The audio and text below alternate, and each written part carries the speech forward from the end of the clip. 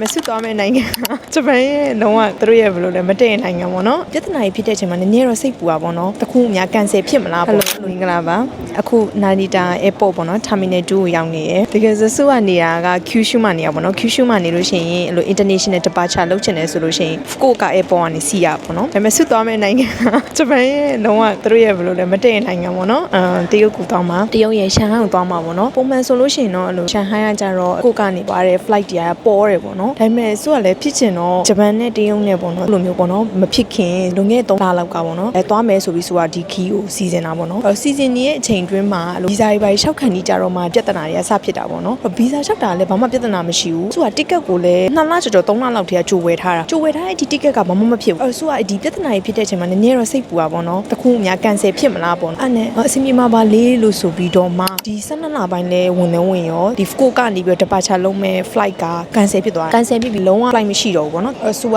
တစ်ကက်ကိုအစနေပြီးပြန်ဖြတ်ရတာပေါ့နော်ငကိုတွေကဒီလိုမျိုးအနာနီးမှာတစ်ကက်တွေကဖြတ်လို့ရှိရင်ဈေးကြီးရယ်ဆိုတာသိတော့ကြိုပြီးဖြတ်ပါတယ်ဆိုကမှအနာနီးမှာပြန်ဖြတ်တယ်လို့ဖြစ်သွားတာပေါ့နော်အဲ့တော့မကုန်သင့်မဲနဲ့နေလက်မှတ်ခတွေက2ဆလောက်တော့ပိုကုန်သွားတာပေါ့နော်ငယ်မဲ့လည်းမတက်နိုင်ဘူးနေနော်ဗီဇာရက်လည်းလျှောက်ပြီးပြီးဟိုတယ်ဘုကင်းနဲ့လုပ်ပြီးအကုန်လုံးတခြားခရီးစဉ်တွေကလည်းအကုန်စီစဉ်ပြီးပြီဆိုတော့ဒီလင်းလက်မှတ်တစ်ခုလေးကြောင်းနေပေါ့နော်ခရီးစဉ်တစ်ခုလုံး cancel လုပ်ဖို့ကြလည်းအဆင်မပြေဘူးလေဒီပို့ပေးပြီးတော့ပဲဖကိုကနေပြီးတော့ domestic flight စီးပြီးတော့တိုကျိုထိလာတယ်တိုကျိုတို့ဒီအိုဆာကာတို့ကကြတော့ airport အကြီးကြီးဆိုတော့ international flight တွေအများများရယ်ပေါ့နော်အဲ့တော့ဒီမှာကြတော့တရုတ်ကိုသွားတဲ့ flight တွေရှိနေတုံးပဲပေါ့နော်ဒါလေးကတော့ဂျပန်နိုင်ငံကဆီယာမာကြီးရဲ့ power အဆန်းကဒီမှာရင်စပြီးတော့တည်တာနေပေါ့နော်သူက domestic flight ကနေပြီးတော့ဒီ international flight ဂျားထဲမှာ4နိုင်5နိုင်လောက်ချရတယ်အဲ့ဆို terminal မတူဟိုကကင်ကောင်တာမဖွင့်သေးဘူးစောင့်နေတာ